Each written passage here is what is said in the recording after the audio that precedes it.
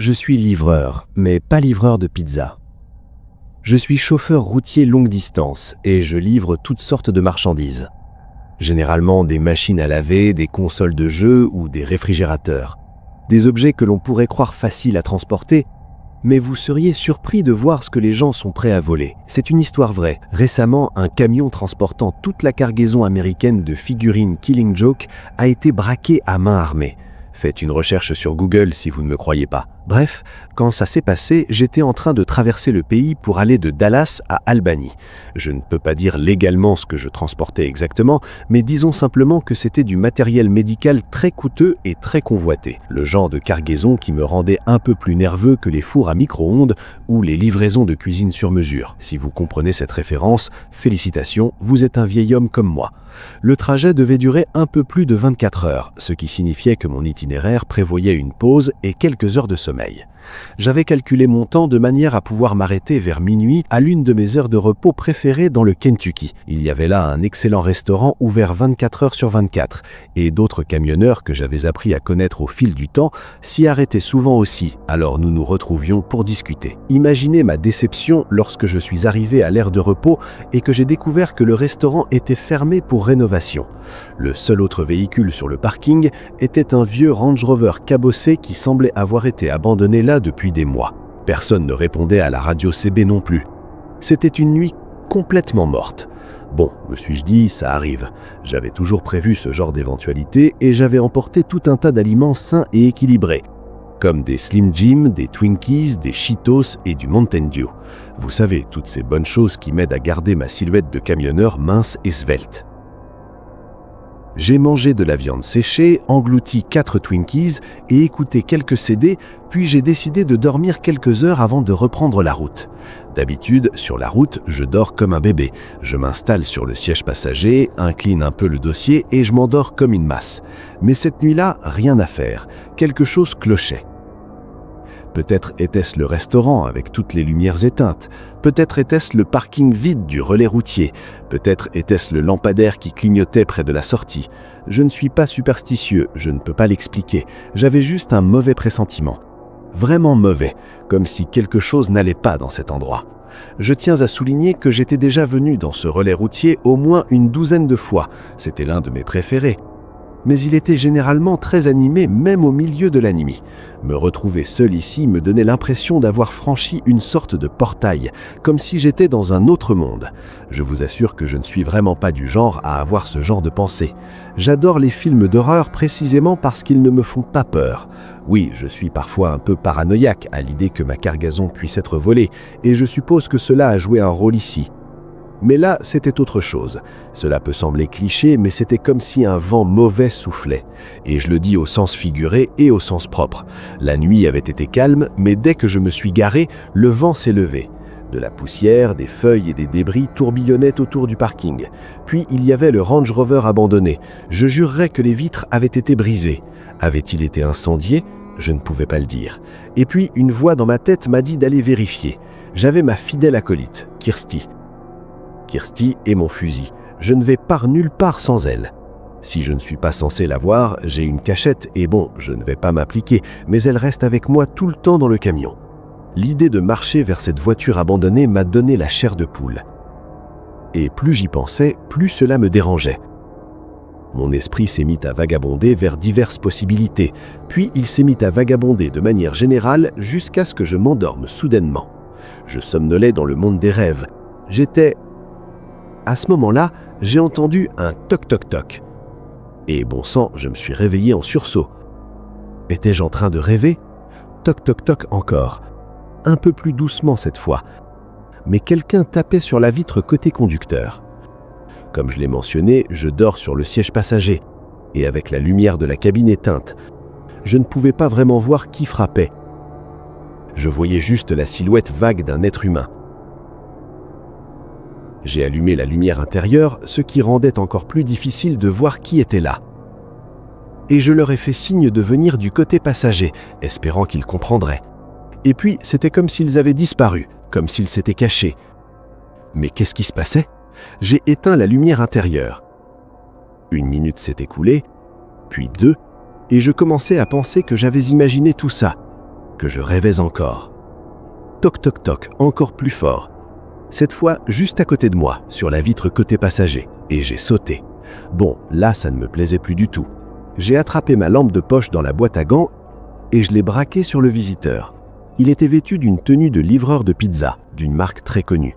Il portait la jacte et avait rabattu la visière de sa casquette sur le visage. Il ne semblait pas gêné par la lumière de la lampe de poche qui l'éblouissait, mais je l'ai détourné quand même. Et contre mon gré, j'ai baissé la fenêtre. « Je peux t'aider, mon pote ?» lui demandai-je. Le livreur de pizza me sourit. « J'ai la pizza que vous avez commandée, mon ami, » me dit-il. Je n'avais pas commandé de pizza. J'étais au milieu d'une aire de repos abandonnée. Mon téléphone ne captait pas. La seule façon dont j'aurais pu commander de la pizza, c'était par la radio CB, ce que je n'avais évidemment pas fait. Je lui expliquai cela, mais son sourire ne s'est démenti pas un instant. Je le voyais à peine dans l'obscurité, mais son sourire était comme un blanc éclatant qui reflétait la lumière. Le livreur de pizza énuméra quelques noms et dit que non, la pizza était bien à moi et que je l'avais commandée. J'ai répété que ce n'était pas le cas et que je ne voulais pas de pizza. En vérité, j'en voulais absolument, mais je n'allais pas accepter une pizza étrange d'un type étrange qui souriait. Je l'ai alors éclairé à nouveau avec ma lampe de poche. Et c'est à ce moment-là que j'ai remarqué l'état déplorable de son uniforme. Si ce type était un employé de Domino's, alors son uniforme n'avait probablement pas été remplacé depuis les années 90. Il était déchiré, sale, sa casquette était déchirée avec des mèches de cheveux qui dépassaient par-ci par-là et le logo était partiellement décousu. « Mec, juste passe ton chemin, » lui dis-je. « Je ne veux pas de ta pizza. » Il me répondit qu'il ne pouvait pas faire ça, que j'avais payé la pizza et qu'il aurait de gros problèmes si je n'acceptais pas la nourriture que j'avais payée. J'ai tendu la main vers Kirsty. D'habitude, l'apparence de Kirsty fait reculer même les types les plus agressifs. Mais pas celui-là. Je ne pouvais toujours pas voir ses yeux, mais son sourire s'élargissait, presque admiratif. Il brandit la boîte de pizza. « Tu ne veux vraiment pas cette pizza ?» dit-il. Et mon estomac gargouilla. Puis il pencha la tête en arrière. Et j'ai vu ses yeux, ou plus exactement son œil. Son œil gauche était injecté de sang, grand ouvert et fixe, et son œil droit avait tout simplement disparu. Il n'était pas recouvert d'un cache-œil, mais de gaz. Et pendant un moment, il a cessé de sourire, ce qui m'a soulagé en quelque sorte. Puis j'ai armé Kirsty. « Écoute mon pote, je vais partir maintenant, je te suggère de reculer. » dis-je. Il était hors de question que je reste ici plus longtemps. Je trouverai un autre endroit où me reposer plus loin. Non, son cri soudain me fit sursauter, et je me maudis d'être effrayé. Le sourire n'avait pas quitté son visage, mais son œil semblait encore presque triste. « C'est ta pizza. Tu dois prendre la pizza. Je vais la poser par terre et partir. Puis tu pourras la récupérer. » Sur ces mots, le livreur de pizza à l'uniforme sale recula en marchant arrière, posa la pizza par terre, puis continua à reculer vers cette Range Rover, ne me quittant pas une seule fois des yeux. Finalement, lorsqu'il fut assez loin, il se tourna et monta dans la voiture. J'entendis le moteur démarrer et il partit. Et comme je m'y attendais, à la lumière des phares de son véhicule, je pus voir que toutes les vitres avaient été brisées. Je sais que j'aurais dû partir, mais j'étais curieux. Serrant mon fusil, je sortis du camion et me dirigeai vers la pizza. Je l'ai ramassée, j'ai ouvert la boîte et j'ai reculé. Il y avait une pizza à l'intérieur, mais elle datait clairement d'une semaine. Elle était moisie, rance, nauséabonde et des asticots rampaient partout sur sa surface. J'ai reculé et je l'ai jetée à travers le parking. Puis quelque chose m'est venu à l'esprit. Je suis allé à l'arrière du camion pour vérifier les portes. Avait-il été volé ou escroqué d'une manière ou d'une autre? Non, le camion était toujours bien fermé, mais deux mots étaient greffonnés sur la peinture. Ne pas manger. Je me suis installé au volant et j'ai pris la fuite. Je ne me suis pas arrêté jusqu'à ce que j'arrive à Albany. Kirsty n'a pas quitté le siège à côté de moi tout le trajet et je n'ai aucune explication à ce qui s'est passé. Je ne crois pas au surnaturel et cet homme était clairement de chair et d'os. Je suis presque sûr qu'il s'agissait simplement de deux drogués qui voulaient faire peur à un pauvre camionneur, peut-être pour le voler. Et si c'était leur plan, ça a marché. Même si ça m'a fait mourir de peur, ça m'a donné une excellente histoire à raconter à la radio CB pendant des années. Le revers de la médaille, c'est que je n'ai jamais pu regarder une pizza de la même manière. Cela m'est arrivé il y a 3 mois et je n'arrête pas d'y penser. Je suis étudiant en 2e année à l'université et pendant environ 1 an, j'ai travaillé comme livreur pour un restaurant local très populaire. La plupart du temps, les livraisons n'étaient pas loin de la ville. Mais un jeudi soir, à 23h, j'ai reçu une commande de 2 cheeseburgers nature avec des frites et un coca, avec pour instruction de la remettre en main propre au client. Ce n'était pas une commande très inhabituelle, jusqu'à ce que je vérifie l'adresse et constate qu'elle se trouvait au milieu de nulle part. Je n'avais toutefois pas vraiment le choix de refuser la commande, alors j'ai pris le sac et je suis parti.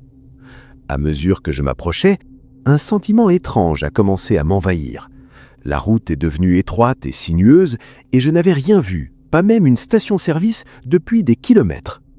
Quand je suis enfin arrivé à destination, j'ai été confronté à un spectacle encore plus troublant. La maison devant laquelle je me suis garé semblait vide, abandonnée depuis des années. Elle semblait noircie par une sorte de suie et aucune lumière n'était allumée à l'intérieur. J'étais sûr qu'il s'agissait d'une blague de gamin stupide, comme cela m'était déjà arrivé. Cependant, j'ai décidé de faire preuve de diligence raisonnable et de faire de mon mieux pour effectuer la livraison. Je suis sorti de ma voiture avec le sac, j'ai marché jusqu'au porche et j'ai sonné à la porte. J'ai été surpris que cela fonctionne encore. Le bouton était lourd et semblait très mécanique. Le son qu'il produisait ressemblait à celui de grandes cloches en bronze sonnant à l'intérieur. Je ne sais pas pourquoi, mais cela m'a donné des frissons. 1 minute s'est écoulée, mais personne n'est venu ouvrir la porte. J'ai frappé à la porte pour être sûr, mais il semblait clair que la maison était vide. J'ai abandonné et j'ai commencé à retourner à ma voiture. Cependant, dès que je me suis détourné, j'ai soudainement eu l'impression d'être observé. J'ai essayé de l'ignorer, mais à mi-chemin, je n'ai pas pu résister à l'envie de me retourner. Je n'en croyais pas mes yeux lorsque j'ai vu l'ombre de quelqu'un à la fenêtre du grenier, projetant les rideaux d'une lumière tamisée qui n'était pas là auparavant. C'était littéralement comme dans un film d'horreur, lorsque quelqu'un aperçoit un fantôme à la fenêtre pour une fraction de seconde. Mais lorsque j'ai cligné des yeux, il était toujours là. Les rideaux se sont écartés, révélant un homme d'âge moyen. Puis, aussi vite qu'il était apparu, il a quitté la fenêtre. J'ai supposé qu'il descendait vers la porte, mais je ne me suis pas encore déplacé pour le rejoindre. J'ai gardé mes distances. Quelques instants plus tard, la porte s'est ouverte, et à l'intérieur se tenait le même homme que celui de la fenêtre, à nouveau éclairé par une faible ampoule à incandescence suspendue à une chaîne, une ampoule que je savais n'était pas allumée 1 minute auparavant. Je ne me suis toujours pas dirigé vers la maison. Une odeur nauséabonde s'échappait de la porte ouverte, une odeur que je n'avais jamais sentie de ma vie. J'ai plutôt essayé de confirmer la commande depuis l'endroit où je me trouvais. J'ai répété le nom du ticket ainsi que son contenu en demandant si c'était bien lui. Il a hoché lentement la tête et a prononcé les mots qui me hantent encore aujourd'hui. « Approchez-vous, je veux manger. » Je ne pouvais littéralement plus me bouger. Je voulais laisser la nourriture par terre et courir vers ma voiture, mais le regard de cet homme était comme un rayon tracteur qui essayait de m'attirer dans la maison. Après un moment de silence terrifiant, l'homme a dit « Très bien, je viens vers vous ». Il est alors descendu du porche et a commencé à marcher vers moi, entrant progressivement dans le faisceau des phares de ma voiture que j'avais laissé allumer. Plus les phares l'éclairaient, plus je voyais de détails, et ces derniers s'accumulaient les uns sur les autres. Ses vêtements étaient en lambeaux et déchirés, et imprégnés de multiples couches de taches. Les plus anciennes semblaient grises, mais plus elles étaient récentes, plus elles devenaient brunes. Puis, finalement, rouge sang. Du sang, comme si cela ne pouvait être pire. Sa démarche était déséquilibrée, comme s'il tenait quelque chose près de ses hanches avec une main. Finalement, lorsqu'il s'est trouvé à environ 3 mètres de moi, je me suis sorti de ma torpeur. Je lui ai lancé le sac, puis je me suis tourné et j'ai couru vers ma voiture. Je suis monté plus vite que jamais, claquant la portière et la verrouillant d'un seul mouvement. La chose suivante que j'ai vue, c'est un couteau près de mon visage. J'ai hurlé lorsqu'il l'a brandi vers moi, mais il a Heurté la vitre. J'étais tellement effrayé que je croyais qu'il avait traversé la vitre. Je me suis ressaisi, puis j'ai sorti mes clés de ma poche et les ai enfoncées dans le contact avec des mains tremblantes. Au moment où j'ai tourné la clé et entendu le moteur rugir, j'ai entendu un grand bruit et un sifflet de l'extérieur de la voiture. L'homme était penché vers moi et me souriait, et j'ai compris qu'il venait de crever mon pneu. Avant que les choses ne s'empirent, j'ai accéléré à fond. J'ai failli percuter la maison avant de reprendre le contrôle et de faire demi-tour. Puis j'ai foncé dans l'allée et suis retourné sur la route. Je me moquais de rouler avec un pneu crevé. J'ai parcouru environ 8 km avant de trouver enfin une station-service. Je me suis garé et j'ai expliqué ma situation à l'employé. Je n'avais pas de roue de secours, alors il m'a aidé à appeler une dépanneuse qui a emmené ma voiture dans un garage fermé jusqu'au lendemain matin, puis a eu la gentillesse de me ramener à mon travail. J'ai expliqué tout ce qui s'était passé à mon boss qui a appelé la police disant que j'aurais dû le faire depuis longtemps. Il avait raison, mais j'étais tellement secoué que je n'y avais pas pensé. Les policiers ont écouté mon récit, puis sont allés investiguer dans la maison. D'après l'appel que j'ai reçu quelques semaines plus tard, ils n'ont rien trouvé.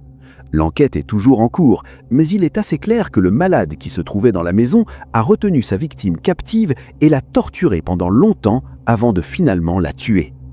Chaque fois que j'y repense, je ne peux m'empêcher de penser à quel point j'ai failli être la next victime de ce monstre.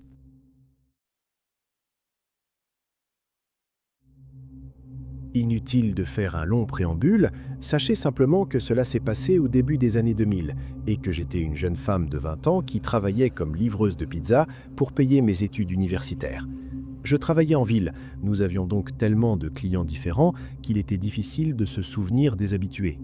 Je me souviens toutefois d'une commande régulière passée par un couple de personnes âgées très gentilles qui vivaient dans un petit bungalow en banlieue. Ils commandaient généralement une pizza et quelques autres choses le vendredi soir. J'ai donc été un peu surprise quand, un jour, nous avons reçu une commande de 8 énormes pizzas à leur adresse. Nous avons donc tout préparé et j'ai pris la livraison, car j'aimais beaucoup ce couple de personnes âgées et nous discutions généralement quelques minutes. Le pourboire était également un bonus appréciable. Je suis donc arrivé à la maison et avant même de frapper à la porte, j'ai senti que quelque chose n'allait pas. Une musique techno très forte provenait de ce qui semblait être le sous-sol. J'ai frappé et la porte s'est ouverte. Je ne suis pas sûr à 100%, mais je suis sûr à 99,9% que la personne qui a ouvert la porte n'était ni l'un ni l'autre des deux personnes âgées. En fait, cette personne était vêtue d'un costume en fourrure de loup noir et blanc. Et je suppose qu'elle était muette, car elle a fait un geste vers les pizzas, a sorti sa poche pour montrer qu'elle était vide, puis a fait un geste comme si elle pleurait avant de me faire signe d'entrer. Entrer dans la maison d'un client est généralement interdit, mais je rendais souvent visite à ce couple et j'étais inquiet pour eux, tout en étant morbide et curieux.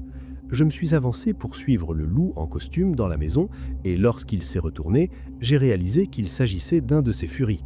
Je l'ai compris parce que son costume comprenait des jambières sans fond. J'ai essayé de détourner les yeux et j'ai commis l'erreur stupide de franchir le seuil de la maison. Et la porte d'entrée s'est refermée derrière moi. Je me suis retourné et j'ai vu un ours à l'allure rongée par les mythes qui se tenait là. Et je vous jure, vous savez cet ours effrayant à la mâchoire proéminente dans The Shining, ce type faisait passer ce personnage pour Yogi. Je peux décrire cette persona comme un ours loup. Je voulais juste savoir ce qui était arrivé à mon vieux couple. J'ai donc apporté les pizzas dans la cuisine, je les ai posées sur le comptoir et j'ai dit sans embâge au loup au cul nu que je voulais être payé et aussi j'aimerais vraiment savoir où se trouvaient Monsieur et Madame Smith. Le loup et l'ours ont tous les deux mimé un rire, comme si c'était la chose la plus drôle qu'ils aient jamais entendue. Je sais, ne me criez pas dessus pour la suite. Ils ont fait un geste vers le sous-sol, d'où provenait la musique techno, et contrairement à tout ce que j'avais appris dans les films d'horreur et en écoutant Let's Read, je les ai suivis. Et bon sang, il y avait toutes sortes d'animaux imaginables. Un hibou vêtu de cuir bandage, une licorne qui montrait presque tout, des chats de dessin animé et des couches, et au centre de tout cela, un homme portant un masque de chauve-souris et une cape. Et je sais que c'était un homme parce que c'était tout ce qu'il portait. Et il y avait mon cher vieux couple, assis sur un canapé, l'air absolument terrifié. « Vous allez bien ?» leur ai-je demandé. Monsieur Smith m'a regardé et Madame Smith semblait sur le point de fondre en larmes. « Notre petit-fils est venu nous rendre visite, a-t-elle dit, en montrant du doigt le loup-garou sans culotte. « Et il a amené des amis, a ajouté Monsieur Smith. Je ne savais pas quoi faire. Les furies n'avaient rien fait de directement menaçant, mais je me sentais Tout de même en insécurité et mal à l'aise. tout comme ce couple âgé de toute évidence. C'est alors que j'ai vu la table installée dans le coin avec ce qui était manifestement un laboratoire de fabrication de méthamphétamine improvisé. À juger par son aspect et par la manière désordonnée dont ces monstres vêtus de costumes en fourrure, Manipulait les produits chimiques. la situation était suffisamment dangereuse pour que je passe à l'action. Je me suis précipité vers le couple âgé en leur disant « Venez, nous sortons ». Et ils sont tous les deux levés. Nous avons atteint les escaliers menant au sous-sol, puis le couloir. Nous étions presque sauvés. C'est alors que l'ours a montré son horrible visage et Madame Smith s'est mise à pleurer. Puis, en bas, une explosion faible mais audible s'est produite. Soudain, des furies ont commencé à sortir du sous-sol en toussant, en criant et en hurlant. Le Batman nu est passé devant nous à toute vitesse, se balançant librement dans l'air libre alors qu'il plongeait vers la porte d'entrée. Le petit-fils, le loup du type sans culotte, a littéralement poussé sa grand-mère hors de son chemin pour se mettre à l'abri. Je l'ai attrapé et je l'ai traîné avec Monsieur Smith sur la pelouse. Nous avons pris l'air, juste à temps pour qu'une autre explosion secoue la maison. Les flammes commençaient à se propager du sous-sol au couloir. Les furies fuyaient de tous côtés. Madame Smith continuait à pleurer. Monsieur Smith restait là, à secouer la tête, et le petit-fils a sauté dans une voiture avec cet ours et ils sont tous les deux partis. Bientôt, presque tous les furies avaient disparu. Le seul qui est resté était l'homme Batman nu, et j'en suis très reconnaissant, car il a témoigné de ce qui s'était exactement passé, même si cela signifiait révéler sa double vie d'avocat avec une persona Batman fétichiste. Je lui tire mon chapeau. Tous les héros ne portent pas de cape, même si celui-ci en portait un et seulement un. J'ai toutefois cessé de livrer à ce couple de personnes âgées. Les choses ont changé après ça, et même si cette histoire peut sembler un peu comique, ça a réellement été l'un des moments les plus terrifiants de ma vie, et j'ai failli ne pas m'en sortir à temps.